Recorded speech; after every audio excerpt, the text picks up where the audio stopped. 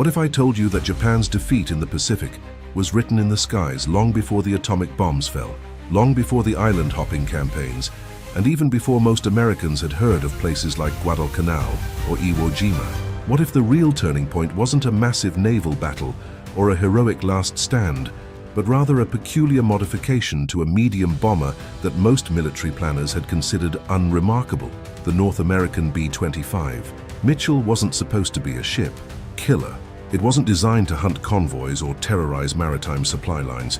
Yet somewhere in the humid jungles of New Guinea, American ingenuity transformed this twin-engine bomber into one of the most devastating anti-shipping weapons of World War II. And when Japanese naval officers first witnessed what these modified Mitchells could do to their carefully protected convoys, they realized with growing horror that their entire strategic position in the Pacific had become untenable. Today we're diving into the story of how a handful of innovative American airmen rewrote the rules of aerial warfare, and how Japan's military leadership watched their empire's lifeline being systematically destroyed, one shredded convoy at a time. The year was 1942, and the Empire of Japan stood at the zenith of its power. In just 6 months, Japanese forces had conquered an area stretching from the borders of India to the Central Pacific, from the frozen Aleutians to the tropical jungles of New Guinea. But this vast empire had a fatal weakness that Japanese planners understood all too well. It was entirely dependent on maritime supply lines. Japan's war machine ran on resources it didn't possess domestically: oil from the Dutch East Indies, rubber from Malaya, rice from Indochina, metals from conquered territories. All of it had to be transported by ship across thousands of miles of ocean. The Imperial Japanese Navy had built its entire strategy around protecting these vital convoy routes, while simultaneously projecting power across the Pacific. Their destroyers, cruisers, and fighter aircraft were deployed in elaborate screens to shield merchant vessels from American submarines and surface raiders. What they hadn't adequately prepared for was an attack from above that would come in fast, low, and utterly devastating.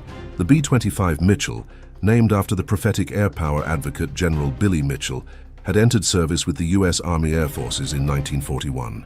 It was a solid, reliable medium bomber with a respectable range and bomb load. It had already earned fame as the aircraft that carried out the Doolittle raid on Tokyo in April 1942, a propaganda coup that boosted American morale and rattled Japanese confidence. But as a weapons system, the early B-25s were considered adequate rather than exceptional. They bombed from medium altitude, suffered from enemy fighter interception, and showed modest effectiveness against naval targets. That assessment was about to change dramatically, thanks to the initiative of men who refused to accept conventional wisdom. The transformation of the B-25 into a convoy-killing monster began not in some Pentagon planning room or aircraft factory, but in the improvised workshops and airfields of the Southwest Pacific Theater. Major Paul "Pappy" Gunn, a former Navy pilot and Philippine Airlines executive, became the unlikely architect of this revolution in aerial warfare. Gunn had personal reasons for his hatred of the Japanese war machine.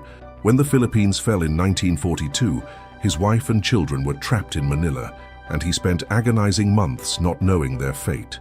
This personal motivation combined with his mechanical genius and intimate knowledge of aircraft systems to produce something remarkable. Gunn looked at the B-25 and saw not what it was, but what it could become.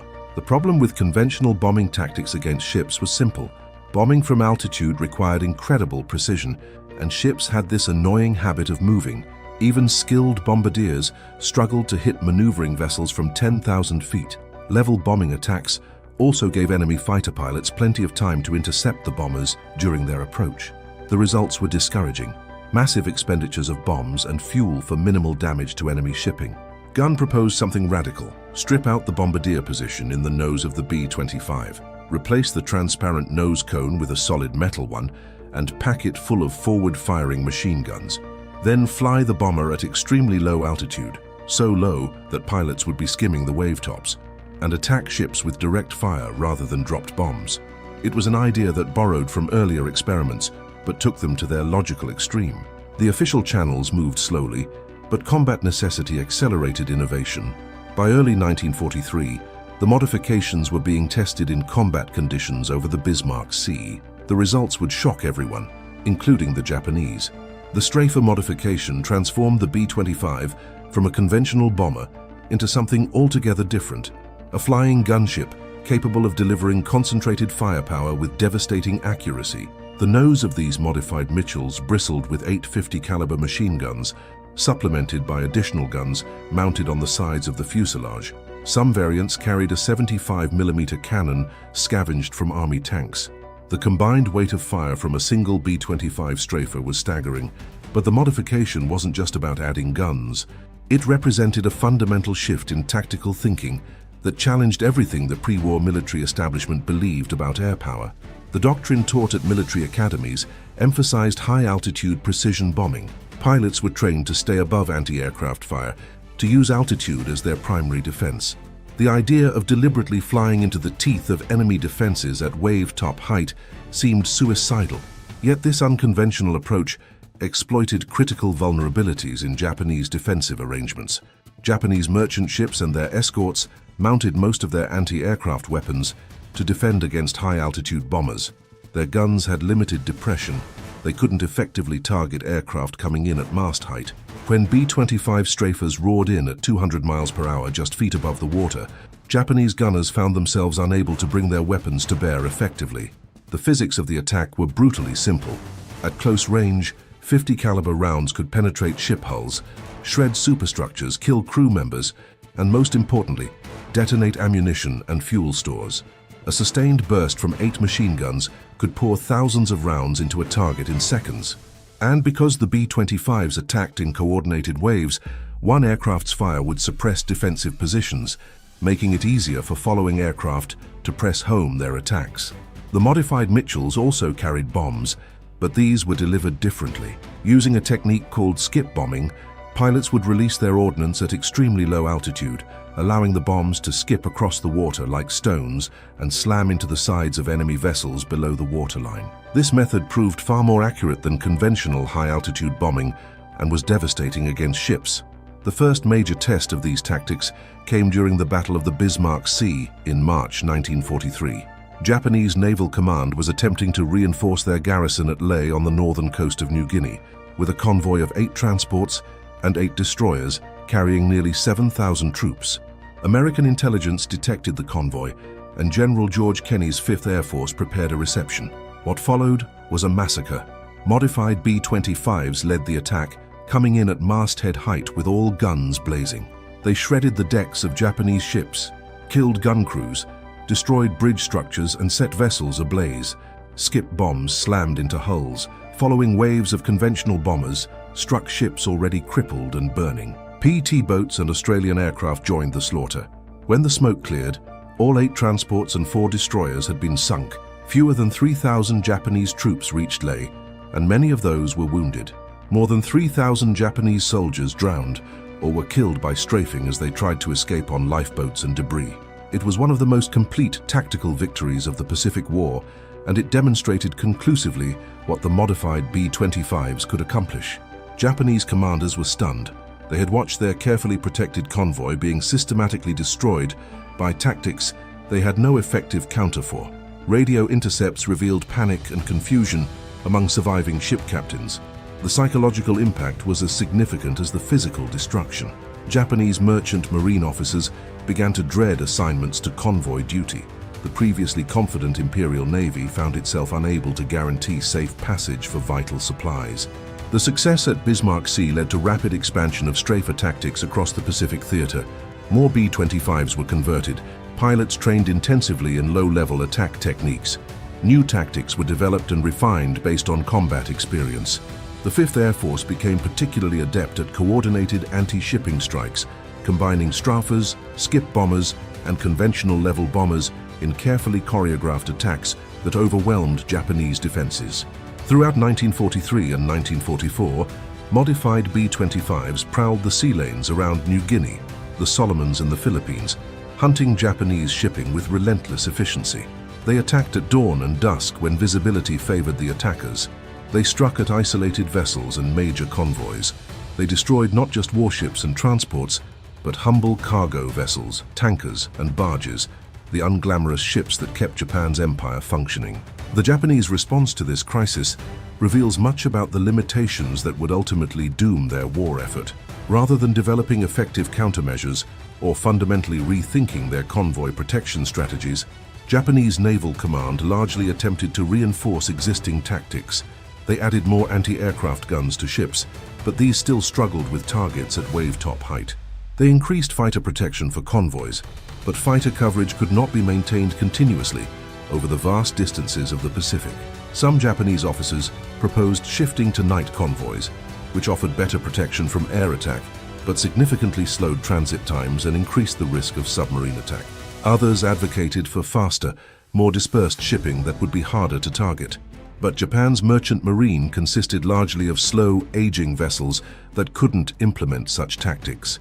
The fundamental problem was that Japan lacked both the industrial capacity to build sufficient replacement vessels and the naval strength to adequately protect the shipping it still possessed. There's a broader philosophical question embedded in this story. Can technological adaptation and tactical innovation overcome strategic disadvantages?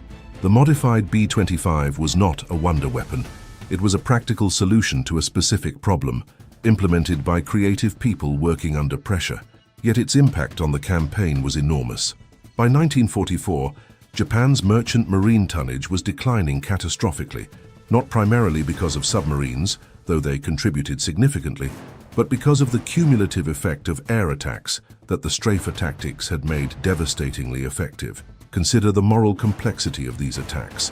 The strafers were tremendously effective because they killed people, not just destroyed machines.